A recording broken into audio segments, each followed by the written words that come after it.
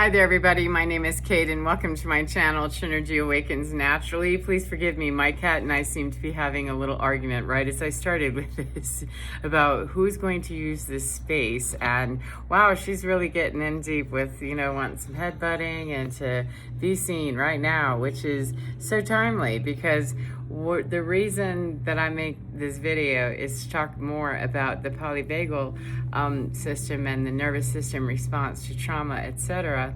Yet this one, that was the last video. This one is the one that I really would like to dive in deeper with my experience anyway. And I believe it's probably, I'm not the only one that's experiencing things this way, but with the spiritual aspect, when we're doing karmic work or we're working on timelines, we're doing grid work. Some people in the crystalline grid, the structure, and the blueprint, however you're perceiving that and however you're receiving that, and wherever in all of that you are. My specific work, the way that I do it involves a lot of going back into actual timelines and doing somatic work with individual fractals within those timelines. So I found that even though I might clear something that's a fractal experience or one fractal's experience of something, I find sometimes that I've had to go back in the same exact incident, and it isn't just the residue. My cat is really annoying. She wants me to have her attention my attention drawn to her. She's being quite piggish, and this is just not her thing. So this is such a timely thing that we have these little piggish parts that are so hungry. They're demanding. I mean, I love this cat and she is amazing, and I'm ready to just toss her off the table, and she's blind and deaf. I'm starting to not really see her disability, her inability to really understand what the human inner world would like her to do. Can you see how easy it is that we lose our bearing with the situation, and we forget, that I love this animal, and though I am annoyed with her, I'm certainly not ready to throw her against a wall. It's not my nature, and I would feel disgusting if I did. And when I've made those really extreme, choices, never quite that horrible, but certainly ones I'm not proud of, that I can't hang with that. My nervous system just puts me through the paces even thinking about doing something that nasty. However, it doesn't mean I feel any, less stress, or that I feel, necessarily a great way of discharging it. It's just, it illustrates the point exactly that unless that, right now, I have my hand literally kind of guarding my phone, that you can do whatever you want to. You can wiggle and, worm all around where I am and what I'm doing. However, I'm keeping a boundary, which is what the polyvagal nerve is all about. I'm keeping a boundary as she's spooking around, keeping a boundary until danger passes, annoyance, irritation. I'm setting the boundary with her that don't knock my phone. That's just a pain in the butt, and it's in the way, etc. So that's a perfect demonstration of how we can have something that comes up, and it may be a fractal of, if you want to put it into a more digestible format, say a lifetime. You've got fractals of a particular lifetime, and they've experienced a traumatic event, and so in that theme of trauma, whatever it is, that themed event will pretty frequently move through timelines or reincarnation experiences for the families, the generations, the individual people. We'll find that the dynamics of whatever those karmic ties are traumatic bondings and traumatic engagements where we're trauma bonding in clumps, and that's an energetic thing as well as anything you see in the 3D has been formed in the cosmic Play-Doh somewhere. So it was formed in a very karmic place, and it just plays itself out here until it loops back around and around the cycle and says, hey, are we going to look at it this time? And though it's not linear, though we may clear one traumatic experience or the theme from one particular timeline, we may or may not actually clear that for the other fractals that were involved in other experiences in different lifetimes or different incarnations or different dimensions, however you're working in whatever way that might apply to you. I just know that for myself, I have been in some dimensional spaces or some, astral spaces where I'm like, I thought we did this. I thought this was, and I'm looking at this field of just stuff that seems very thematically on board with, isn't this the same theme? Didn't we clear this already? And it was actually a different part. Some could say, the psyche of this particular avatar and the mind of my experience this time. Some would dive by deep into which lifetime, etc. I don't really get into all the details of that because for me personally, I don't care.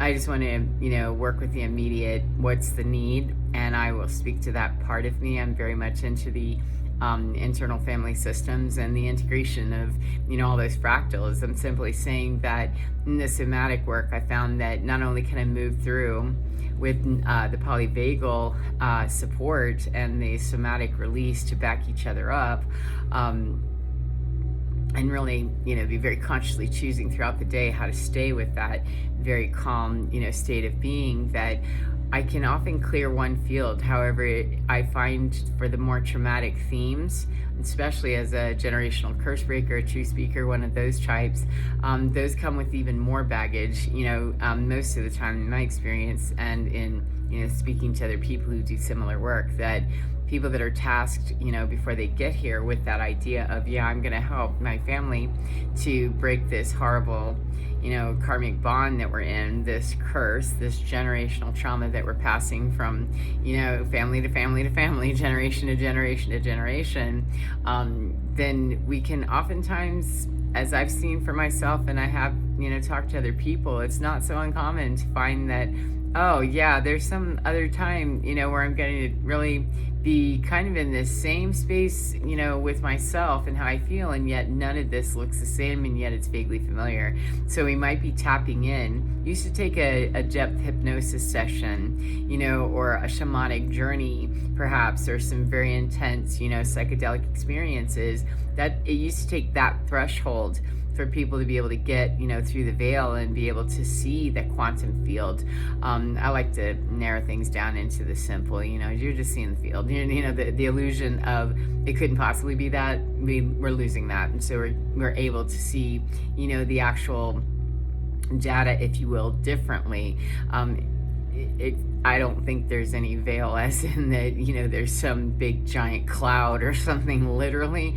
It's truly, in my mind, I truly understand all of this to be, very illusionary as we are told. However, I also understand the somatic experience of it isn't quite as easy to toss off into, the illusion, because we're actually experientially moving through a non-linear, non-local, non-duality. We're moving through with a very local and very dual experiential tool to do that with. So, learning how to navigate that. So far, the human being has had some trouble with, moving through all of these different traumatic experiences of generations and reincarnations and many, iterations in avatars that bumbled around, a lot. We bumble around bumping into one another and smashing into one another and hurting one another and doing all these things, kind of lurking around each other, figuring out, how do we do this? What do we do? And we bump up against someone else and no, that didn't work, or we fight them, or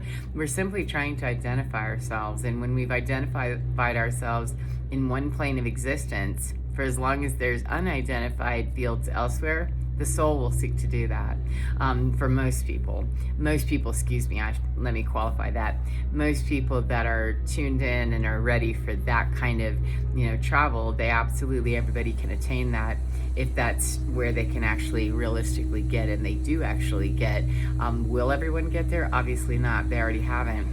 Throughout the ages, that's the process of evolution, is there's entropy, as you are on your way there, and that's how we learn. So theoretically, whenever, if you hit a spot in your work and you find perhaps a fractal, especially if you're in integrated family systems, or internal rather family systems, if you're looking at a part inside and knowing that, I'm pretty sure that's a part of me, and yet, I've been doing this work for 20 years or 5 days or whatever, and I'm just shocked, that I thought I'd done an inventory. How did I miss you?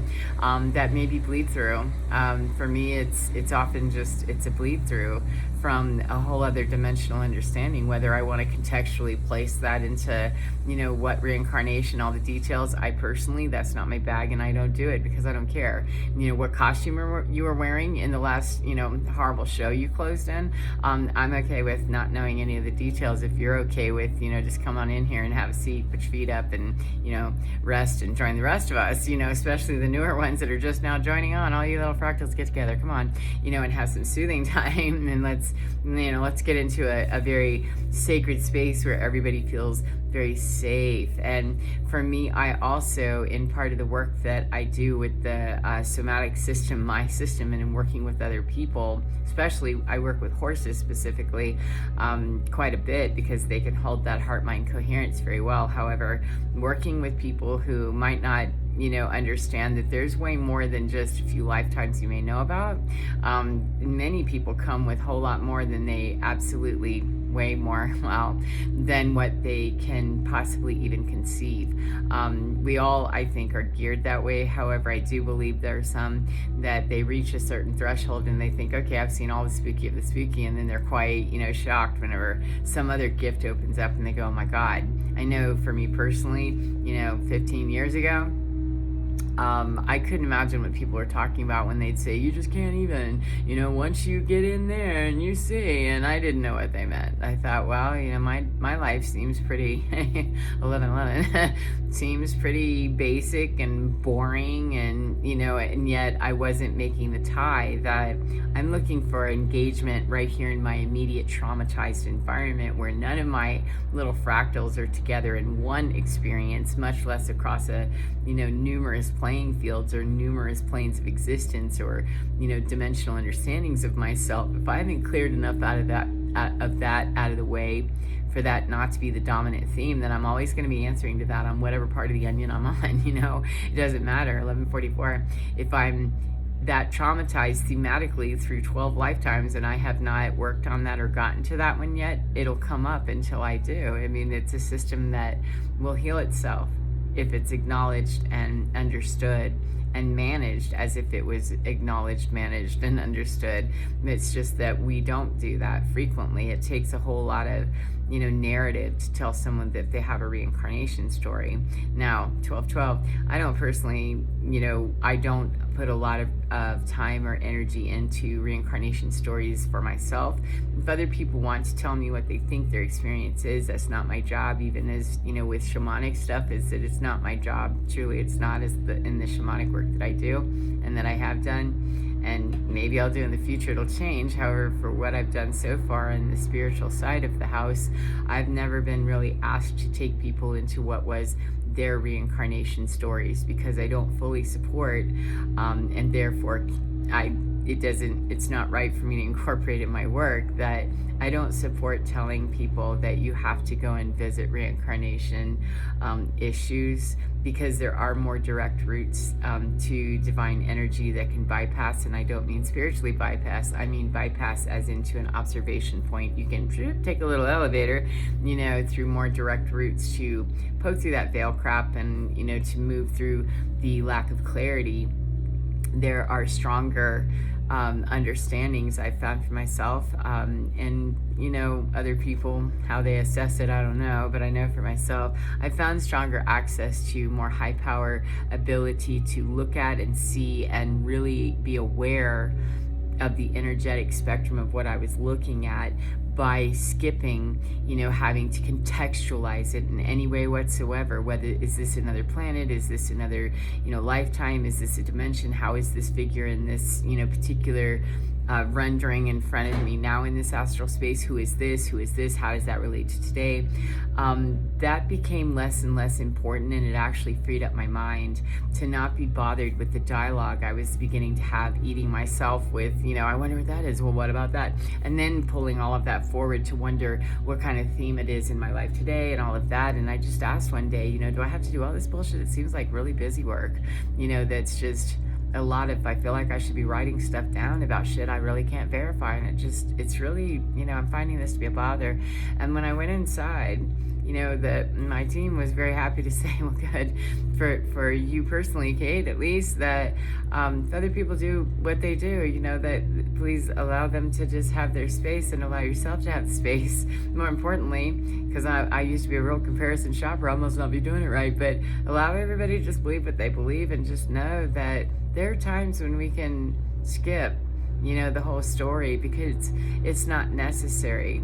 If we can get to a very focal crunch point where the theme of all the stories can be brought here to the culmination of all of that, bring all the baggage, all the bullshit, all the feelings, all the, if we get to those nexus points, at least when I've gotten to those in my work, those were major hubs where a whole bunch of stuff just it went away, and repattern it with some somatic exercise, some EMDR, some tapping, doing some neurological work that was very, very, specifically mapped in the quantum field, with the nervous system intact, and thinking, getting too involved with the thinking about how that looks on the outside, how it compares to, who this character is in this story over there, and I wonder what lifetime. It got so much easier to concentrate on the work and actually start mapping the quantum fields I was standing in, in that space that I was existing in and observing and sometimes actively participating in. It became easier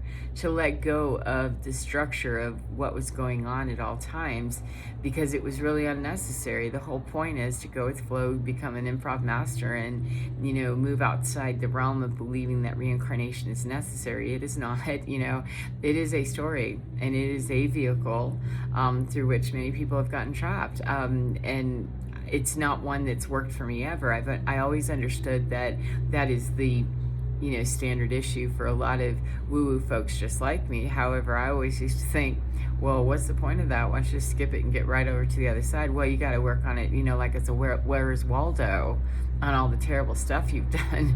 You got to fix all the terrible things that you did in these lifetimes, playing a Where's Waldo scavenger hunt with yourself until you get it all right. And that also seemed, well, why? Why would you do, what God would put you through this? What kind of loving, all-loving parent would put you through this? What kind of sadistic anything? And if you marry it up with some of the versions of, what that source has been called and acted like, you'd say, well, there is a sadistic God, or there is a sadistic, something that runs the joint. And in many stories there is. None of it made any sense.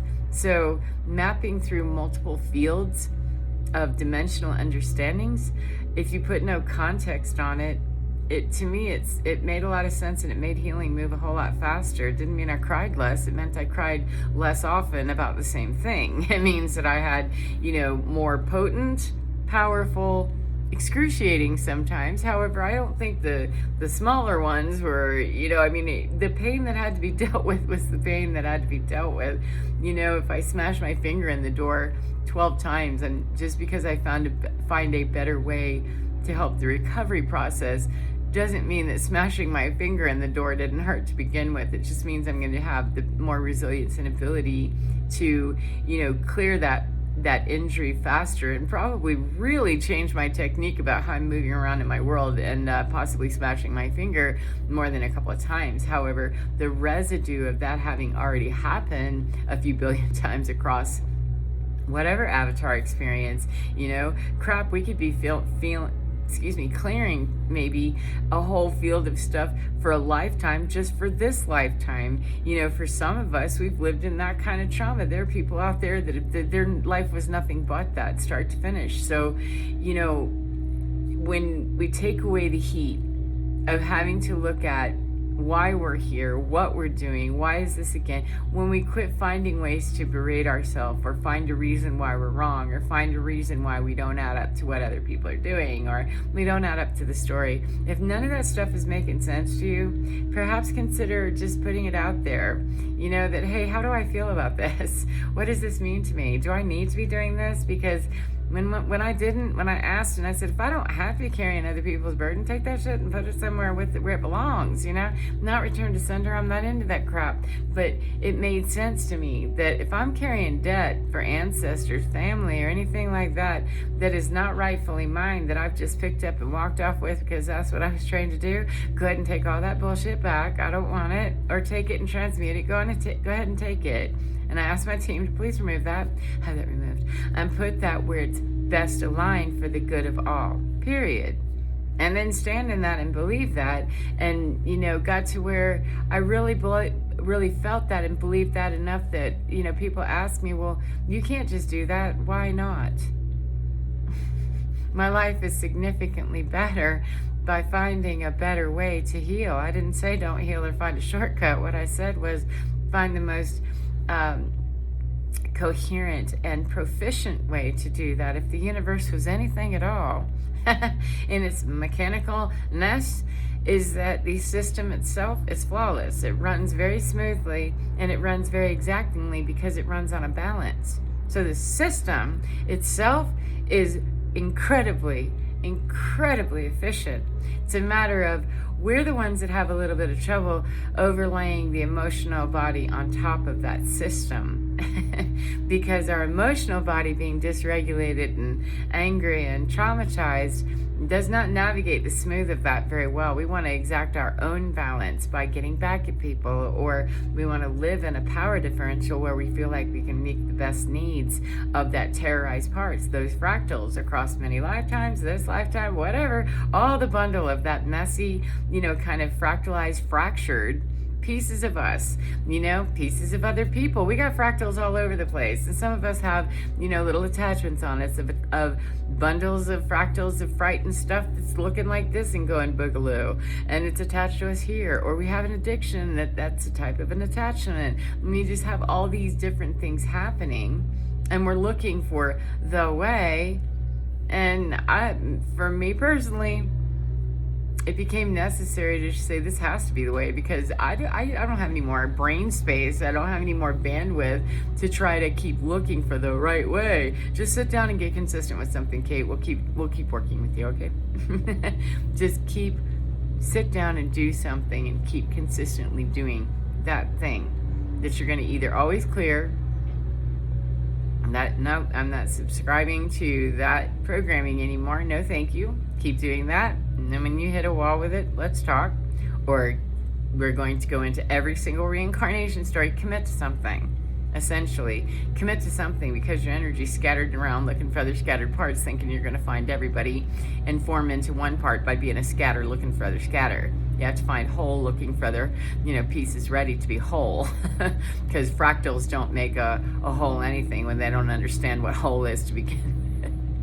You have to know what the reference point is, and if you don't know where you are, where are you going? Can you get there from here? Well, I don't know. Where is here? And here becomes 22, highly subjective if we don't really truly know what energetic field we're standing in and how it applies. And so I simply just look across the field when I'm doing so, and sometimes it'll take me into a story. Could be reincarnation, not really sure. And I have, large pockets of I don't know what that is. However, I do understand the pattern, and I know the interplay between this and this and this and this. So maybe I'm working with other people's reincarnation stories. Maybe I'm working with one of my own that's so far removed that it keeps it nice and detached, and I can move and groove in that space energetically. And it leaves me very, unemotionally involved in just doing the energy work. Maybe 1,000 things. And what's really beautiful and liberating about it is I found the more I trust that this system is so proficient and so very, very efficient, and our overlay of what the universal energy is, which is a pure field, is so kind and loving, that there is very kind and loving way to move through the new upgrades to get us into 5D and to be the new humans. We're uncomfortable with it because it requires that we have to come into understanding very harshly in some places where those imbalances and those power differentials must come into balance. You can't pass through an eye of the needle with that camel. That camel's not going to make it, because it's a camel. You have to slip through a very narrow field, a very narrow window of coherence. That's a very thin stream right there, a very narrow stream rather. It's a very fiber optic and strong cord. However, that connection there, though strong, is not the one that's being asked to be developed the most. The one that we usually are developing because it's what we've known to do, what we rely on doing, and what we believe. Many of us kind of believe until we don't, until we're finally convinced that this is the way you do this. We must do this instead, have to keep trying this, because we've been told this story, this story, this story, this story. And the less I operate in a story, the more I'm able to bounce in and out of other people's chapters and pick up the information as necessary without reading their whole book necessarily, because they should be, in my opinion, the work I'm doing, if I'm referencing somebody else's book, I'd like to be in there referencing their, nerdy textbooks, not their, personal Harlequin kite type experience. I'm not looking to jump into people's drama and stuff. It's literally looking at the patterns in an energetic field and seeing it. And how can I look at that, read the textbook manual on that, and assist that in some way over here, while overlaying the very loving frequency and kindness. And as long as I can maintain both positions in that duality, I can offer that situation in neutrality that can serve. If I'm offering it more imbalance, it means I'm observing and I'm offering that quantum exchange, an entanglement that I could possibly be tainting or putting some particular messaging towards, which energetically that definitely does happen, and it does work. That's how you work through timelines. At least that's how I've worked through timelines. It's just I want to be careful that as I'm working through those timelines, that I'm doing it very consciously, mindfully, and I'm not just blithely thinking, what a jerk, or oh, blah, blah, blah, blah, about something that I think I see or that I think I have an opinion about in what I'm seeing, because I've contextualized it into something too close to home. The more I keep it distant and get non-involved in it like that, the better, more clean, pure work that I can put forward in what I'm doing energetically. It just requires me to have to open my mind in ways that, I think, well, I'm pretty open-minded, and then I'm pressed against a wall again. And that's kind of where my team and I land with one another, is that, roll with what's working and feels really good, and when you brush up against something that doesn't, that's when you're learning an energetic field of some kind. You're learning the boundaries of an energetic field when you bump up against it and you feel something, that's an energetic field and it's a rub. Now find out why. And no longer assuming, as much as possible, as often as possible, no longer assuming that I'm going to have to understand, with my logical mind. Oh no, you're going to have to let go of that logical mind, possibly understand with nothing more than your heart that I have no idea what this is.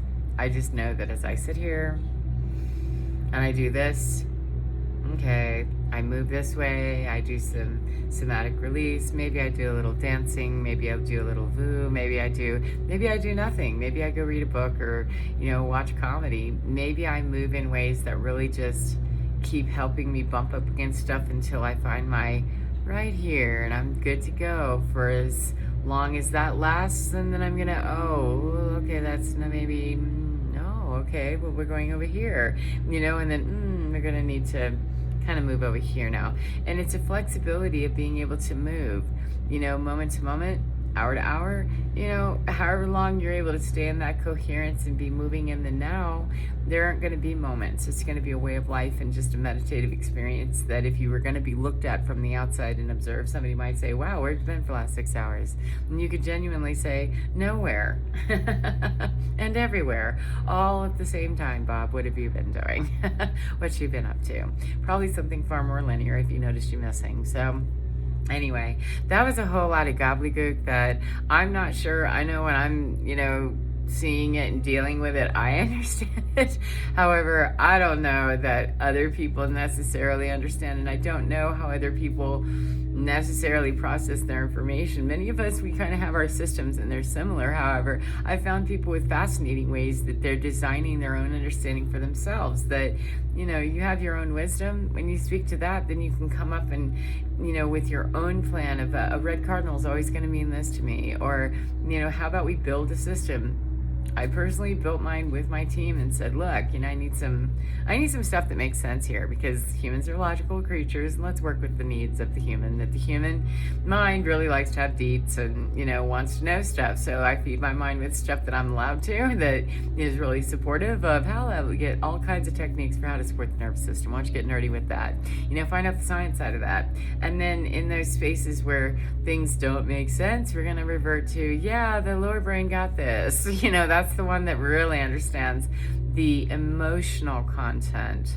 That upper brain, the frontal lobe and all of that, the top brain, the big brain, will understand less, because it doesn't have the heart-mind coherence yet to guide it through that liminal space of, What is that? No, that doesn't make sense. And if you're asking a brain that might already be tapped out with what, what do you mean? If you start asking it to join itself, it's gonna feel like it's under attack from the inside and gets real super cranky with stuff on the outside faster, that it will attack it internally with a war of what is all of this stuff?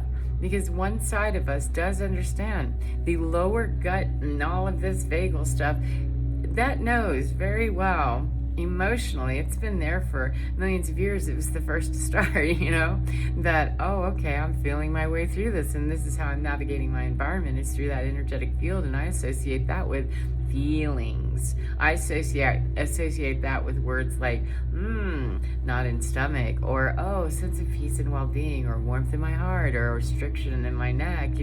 I feel choking, whatever.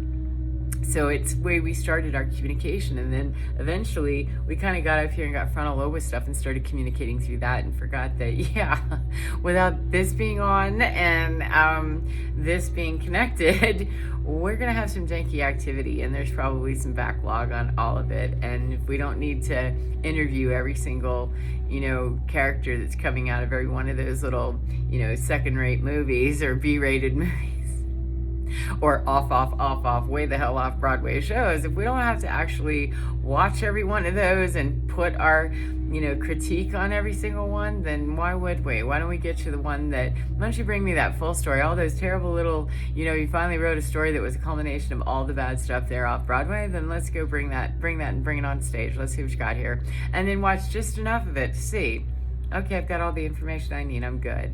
That was what worked for me, and I'm promising you, whether it worked for me or not is irrelevant, because I've tried things other people told me that didn't work at all, and I've developed my own stuff and shared some with other people that was very meaningful, and other things they went, yeah, not so much.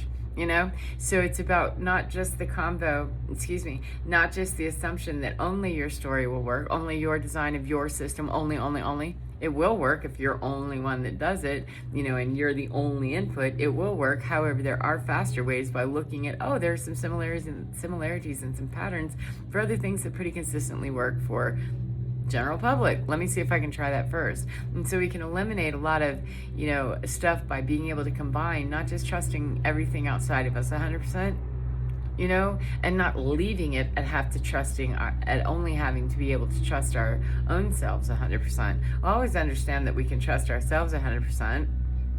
We can, whether or not we are, that's ours to fix. If we're not, and we want to, experience life differently, then we assume that we're going to be coming from 100%, and that we can moderate and accommodate for ourselves that power differential, and not creating more of one, and not being, subject to the less of one, in being able to regulate the gaps out there from in here. Because I have already, I'm good. I know I can always come back to me. I can always keep myself safe in terms of my own emotional, stability. I've always got this emotional ability. We're good. I'm fine. I'm not all over the place, and I'm, feeling like I can really regulate myself, and I really can. I can stay witness to myself without losing myself. I'm really good. I'm cool. That's an ability that if we can stay at that, do we really need to understand everything else outside of us too intensely when it's in our astral spaces? In front of our faces, do we need to understand it? Well, I don't know. Do we?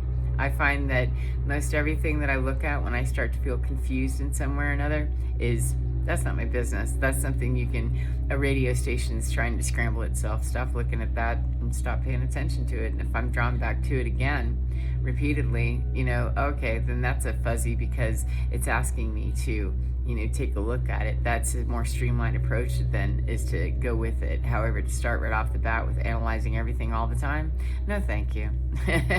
It's a way to do it. However, it's not a very fast way, and I don't want to run over anything. I'm not bypassing anything. However, why should I take the slow and painful, torturous road just because other people told me the spiritual journey was painful? It has been. However, much of it has been, because I was lacking a lot of information to be able to alleviate quite a bit of the struggle and the suffering anyway.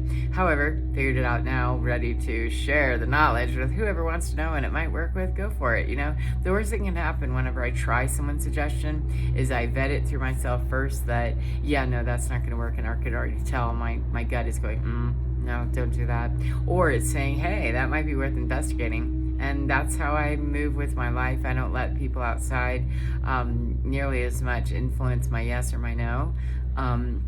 And my yes and no means yes and no, and I know better, far better, based on just listening in here, and watching out here and marrying up that vagal, response. Let's put it through a healthier vagal nerve that can really regulate that reaction by bringing in a more stable view and assessment of it, because it's not coming from an assessment point of terror. It's coming from a more stabilized and balanced place of being able to look at what is truly here, not what is truly here through the filter of what happened to me 50 years ago that I haven't that I haven't repatterned yet. That's a very different rendering very frequently. So anyway, that's going to go down another arm, and I think I've been down 2 or 3 and I've already gotten myself lost. So I hope that you enjoy your day no matter what part of the day you're in, and remember to get within your skin because you're divine. It's so beautiful and it's absolutely fine. And even if it's twitching you weird today, you can heal. You can heal. Everything can move in a different direction. There's nothing that's stuck eternally.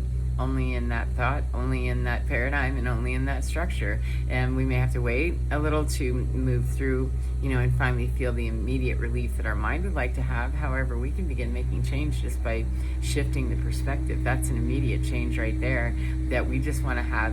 We frequently want to just have the outside look like it's changing drastically because we feel like it's shifted drastically. It did. Sometimes, reality as we understand it is a little slow to get that Play-Doh out the extruder. We're extruding differently now, but the stuff that was still in the extruder, it might have to, come out that shape until it runs out of that little karmic, or that energy bundle right there. It's going to need to kind of be that shape, and then it'll, but it doesn't mean you're not pushing out the right shape. It just hasn't made it out of the chute the whole way. It's coming. Change is always, a shift of some kind is always a good thing from the perspective of it's unlocked the energy. Now grab that and utilize it in a really good way, and you've got a better chance of not having to do 1,000 different iterations of the same theme. Take care of the whole thing in one shot. So take care of yourselves. Enjoy your day, as I said, and I hope that you get within your skin, because within your skin, it's divine. I don't know what I usually say. I don't even remember. My brain is a little tired, so I'm going to go and meet my need right now. I wonder what lifetime that's calling from. I don't know, but sleep calls every lifetime, no matter where I am, I'm sure. So take care, and at a minimum, it's calling this one. Take care of yourself, and I'll see you again next time. Bye.